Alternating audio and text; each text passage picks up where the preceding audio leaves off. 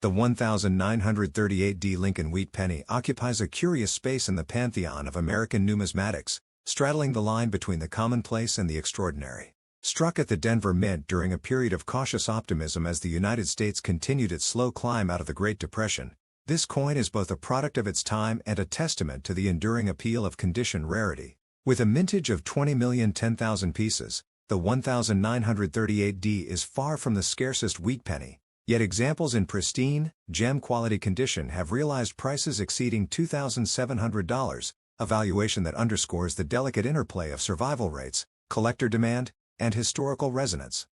The late 1930s were a time of transition for the U.S. Mint and the nation. Franklin D. Roosevelt's New Deal programs had injected vitality into a faltering economy, but unemployment remained stubbornly high, and the looming specter of global conflict began to reshape industrial priorities. The Denver Mint, operational since 1906, was tasked with producing coinage for a nation still heavily reliant on cash transactions. The 1938D Wheat Penny, with its familiar Victor David Brenner obverse design and twin wheat stalks on the reverse, entered circulation amid this backdrop.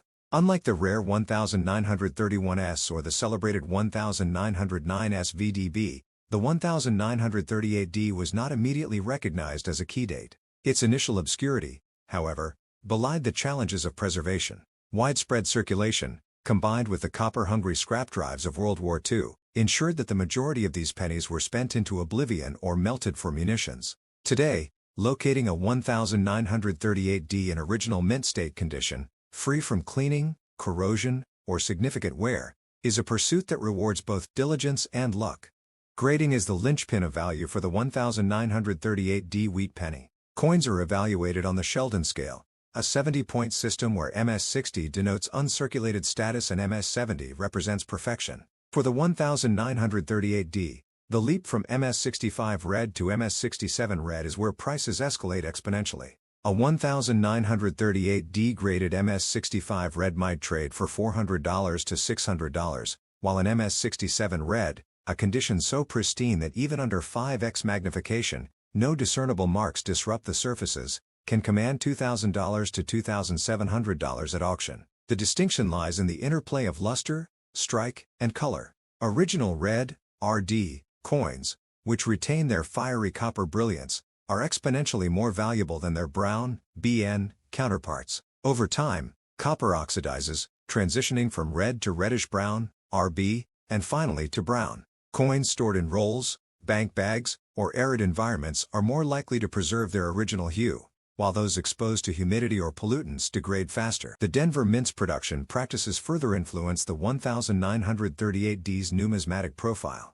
Dies used in the late 1930s often exhibited wear from overuse, leading to weakly struck details on Lincoln's beard, coat, or the wheat ears. A sharply struck 1938D, with full separation between Lincoln's ear and the wheat stalks on the reverse, is a rarity. Collectors prize these coins for their aesthetic appeal, as they showcase Brenner's design in its intended clarity. Die varieties add another layer of complexity. The 1938D is known for several repunched mint mark, RPM, configurations, where the D was stamped multiple times, creating slight overlaps or distortions.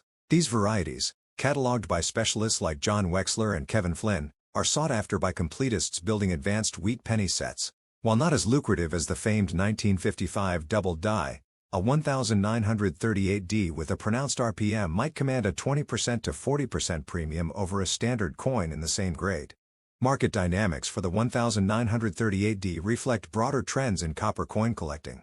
Baby boomers, downsizing their collections, often bring high-grade examples to market, while younger collectors, leveraging online platforms like heritage auctions and coin talk forums, compete aggressively for top-tier specimens. Population reports from grading services underscore the scarcity of gem-quality 1938D pennies. As of 2023, PCGS has certified fewer than 15 examples in MS67 red, with NGC reporting similar numbers. This scarcity, coupled with strong demand from registry set collectors, those vying for top rankings in curated collections, has driven prices upward. A 1938D graded MS67 red by PCGS with a CAC sticker, denoting superior quality within the grade, sold for $2,700 in a 2022 auction, setting a benchmark for the issue. Authentication remains a critical concern. Counterfeiters have been known to alter common Philadelphia minted pennies, lacking a mint mark, to mimic the 1938D, using engraving tools to add a D that mimics the mint's original punch. Close inspection under magnification often reveals tooling marks or inconsistencies in the metal's flow around the mint mark. Additionally, artificial toning, applied through heat or chemicals to mimic natural patina, can deceive novice collectors. Reputable dealers and grading services employ X-ray fluorescence, XRF, analyzers to verify the coin's metallic composition, ensuring it matches the 95% copper, 5% tin and zinc alloy standard for the era. The 1938D's historical context enriches its narrative. This penny circulated as the New Deal's public works projects, bridges, highways, and dams, reshaped the American landscape. It might have been pocketed by a Works Progress Administration worker, dropped into a jukebox during the swing music craze, or saved in a child's piggy bank as the nation inched toward post-war prosperity. The Denver Mint itself, housed in a neoclassical building at the foot of the Rocky Mountains, operated under the pressures of meeting coinage demands while maintaining quality, a balance that occasionally resulted in the errors and varieties collectors now prize.